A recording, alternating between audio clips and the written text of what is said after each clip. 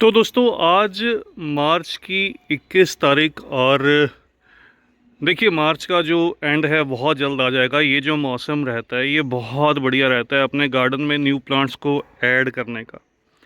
तो आज की जो ये वीडियो है तो देखिए साथ साथ कुछ कुछ बातें करेंगे पौधों के बारे में, कैसे देखभाल करनी चाहिए, लेकिन बात करेंगे कौन से ऐसे पौधे हैं जिनको आप इस मौसम में, अगर आप बिगिनर हैं, देखिए जो पुराने गार्डनर रहते हैं उनको तो सब पता रहता है, लेकिन अगर आप बिगिनर हैं तो कौन से ऐसे पौधे हैं जिनको आपको अपने गार्डन में ऐड करना चाहिए, जो इजी टू ग्रो है, इजी टू केयर है, बिना देखभाल के आसानी से चल जाते हैं। सबसे पहले तो आपको दिखाई देगा, देखिए मैंने काफ़ी सारे पौधों की ट्रिमिंग कर दी थी। ये एक आपको प्लांट दिखाई देगा साइप्रस का, गोल्डन जूनिपर, गोल्डन साइप्रस आप कह लीजिए। इस पर फंगस अटैक हुआ था तो इसकी काफ़ी सारी जो ब्रांचेस हैं, लीव्स हैं, वो डेड हो गई थी। तो अभी इसमें नई ग्रोथ दिखाई देने लगी है। तो ये जो पौधे रहते हैं दोस्तों, इनको धूप पसंद रहती है। मैंने पहले भी अपनी वीडियोज़ में बताया था आप दोस्तों को। तो इसके ऊपर मेरी कंप्लीट वीडियोज़ अवेलेबल भी हैं यूट्यूब पर। मुझे लगा था ये जो प्लांट है अगर एक बार डाई बैक करना स्टार्ट हो तो इनको सेव कर पाना बहुत मुश्किल रहता है, बहुत मुश्किल से बचाया जाता है कि ये पौधा अब नहीं बचेगा। लेकिन फिर से जैसे ही अच्छे से धूप निकलना स्टार्ट हुई तो इस पौधे ने अपनी नई ग्रोथ जो है वो दिखाना शुरू किया। तो अभी चांसेस लग रहे हैं कि ये पौधा जो है वो सर्वाइव कर जाएगा। चलिए बैक टू बेसिक्स चलते हैं। अभी कौन से पौधे को ऐड करना चाहिए। नंबर 1 अगर बात करूं, एक नंबर पर हिबिस्कस। हिबिस्कस की मिनिएचर वैरायटीज़, हिबिस्कस की देसी वैरायटीज़ या हाइब्रिड वैरायटीज़ आप किसी को भी अपने गार्डन में ऐड कर सकते हैं। सालों साल चलता है, एक बार लगाने पर खूब सारे फूल देता है। केवल एक समस्या रहती है, वो रहती है मिलीबग की। मिलीबग के लिए ऑलरेडी मैंने आपके साथ शेयर किया आप किस तरह से मिलीबग को जो है वो दूर कर सकते हैं। बहुत ईजी सोल्यूशन रहता है। तो हिबिस्कस को ऐड कीजिए। और कुछ एक कमेंट्स भी आते हैं कि हिबिस्कस के बेस में टोकरी लगी रहती है, तो उसको किस तरह से निकालें। देखिए अगर आप नए नए गार्डनर हैं तो आप उसको रिमूव मत कीजिए, हो सकता है आपको समस्या आए। लेकिन पुराने गार्डनर हैं तो इस मौसम में जब टेम्परेचर नॉर्मल रहता है, बहुत नॉर्मल टेम्परेचर रहता है, ना ज़्यादा गर्मी ना ज़्यादा सर्दी, तो इस मौसम में या फिर मानसून के टाइम में आप इसकी जो बास्केट है उसको रिमूव कर सकते हैं। दूसरा पौधा है दोस्तों अडेनियम का पौधा। अडेनियम 2 तरह की वैरायटीज़ में कॉमनली आपको मिल जाता है। वैसे तो बहुत सारी ब्रीड रहती हैं इसके अंदर, लेकिन नए गार्डनर 2 तरह की वैरायटीज़ को ग्रो कीजिए। एक तो ग्राफ्टेड वैरायटीज़ रहती हैं, इस तरह से ओबिज़म जो देसी प्लांट रहता है उसके ऊपर ग्राफ्ट किया जाता है, जिसमें रोज़ी वैरायटीज़, मल्टीपल कलर्स मिल जाते हैं, बहुत सारे कलर्स। तो अभी सही समय है बिल्कुल इनकी ग्रोथ का, एक बार लगा लिया सालों साल चलता है। दूसरा, इसमें आप अरेबिकम को ग्रो कर सकते हैं। अरेबिकम सीड ग्रोन रहता है, ग्राफ्ट नहीं की जाता। इसमें पिंक कलर के फूल आते हैं लेकिन सीड्स भी प्रोड्यूस होते हैं, तो हैवी फ्लरिंग रहते हैं। देखिए अरेबिकम में अभी जो ग्रोथ आई, साथ के साथ बहुत सारे जो फ्लरिंग बर्ड्स हैं वो भी आपको दिखाई देंगे।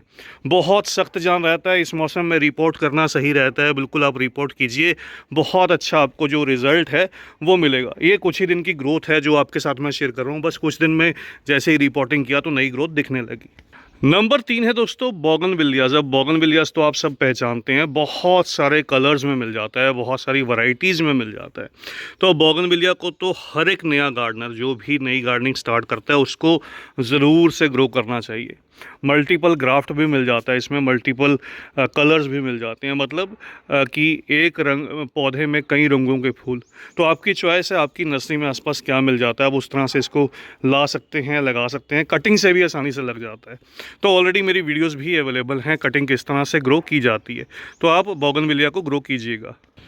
अगला पौधा है दोस्तों टिकोमा का प्लांट। अब टिकोमा की देखिए, मेरा ये प्लांट बहुत पुराना है, हालांकि वीड्स बहुत सारी आपको दिखाई देंगी। गमलों की साफ सफाई काफ़ी दिन से नहीं की, आप ज़रूर से कीजिएगा, मुझे देखकर मत चलिएगा। तो ये मैंने इसकी लगभग 15 दिन पहले ट्रिमिंग की थी। काफ़ी मैच्योर प्लांट है। इसकी देखिए अभी नई नई जो शूट्स हैं वो आने लगी। बहुत ही सख्त जान पौधा रहता है, एक बार आपने अपने गार्डन में लगा दिया तो ये सालों साल फूल देगा आपको। ज़मीन में जगह हो तो ज़मीन में लगा लीजिए। इसकी गमले के लिए तो हाइब्रिड वैरायटी ही बेस्ट रहती है, देसी वैरायटी ज़मीन के लिए परफेक्ट रहती है। तो 3-4 कलर्स में भी मिल जाता है, बिल्कुल नर्सरी से लेकर आइएगा, सस्ते पौधे में रहता है। केवल आपको 50, 60, 70 रुपये में ये पौधा जो है वो मिल जाएगा।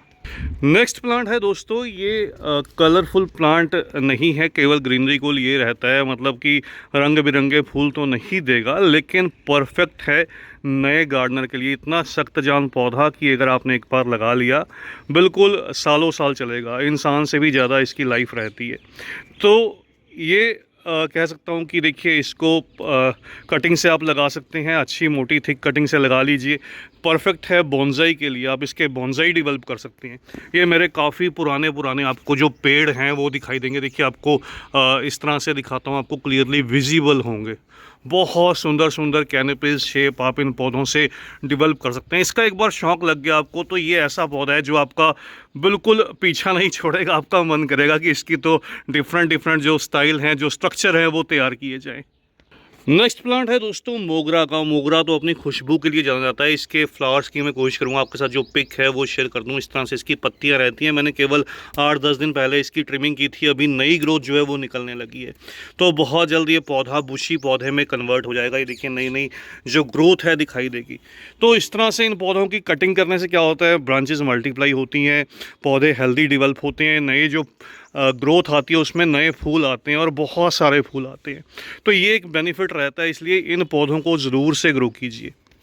मोगरा नर्सरी पर बहुत कॉमन मिल जाएगा, डिपेंड करता है वैरायटीज़ पर। हाइब्रिड वैरायटीज़ लगभग 100 रुपये 120 रुपये, देसी वैरायटी जो है वो लगभग 40-50 रुपये में नर्सरी पर अवेलेबल रहती है। मोगरा के साथ साथ अगर आप चाहें तो खुशबू के लिए हरसिंगार को लगा सकते हैं।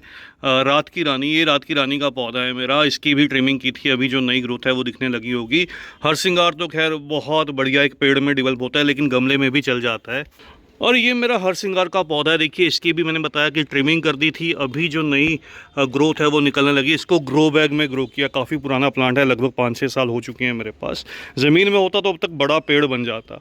उसके अलावा इस तरह से चंपा को आप लगा सकते हैं। चंपा की भी कटिंग की थी कुछ दिन पहले, अभी नई ग्रोथ विजिबल नहीं है, क्योंकि चंपा के पौधे जब ज़्यादा बड़े हो जाते हैं तो इनकी थोड़ा सा दिक्कत रहती है कि ये गिरने लगते हैं ज़्यादा तेज़ हवा चलने पर।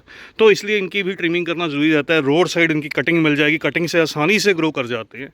उसके बाद बारी आती है दोस्तों फाइकस वैरायटीज़ की। फाइकस कह लीजिए कि इसके अंदर तो बहुत सारे डिफरेंट जो प्लांट्स हैं वो आपको देखने को मिलते हैं। फाइकस की बहुत सी डिफरेंट वैरायटीज़ रहती हैं। पीपल, बरगद, ये सब फाइकस में रहते हैं। लेकिन अगर आप लगाना चाहें तो इस तरह से फाइकस में जो आप ट्रायंगुलरिस है इसको आप ग्रो कीजिए, पांडा फाइकस है इसको ग्रो कीजिए।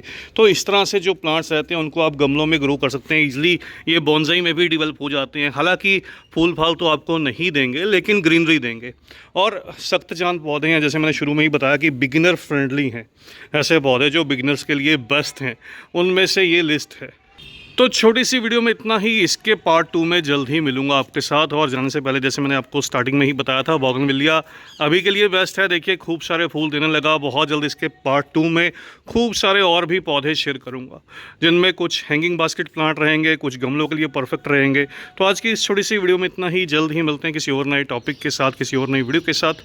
तब तक के लिए bye, happy gardening, take care.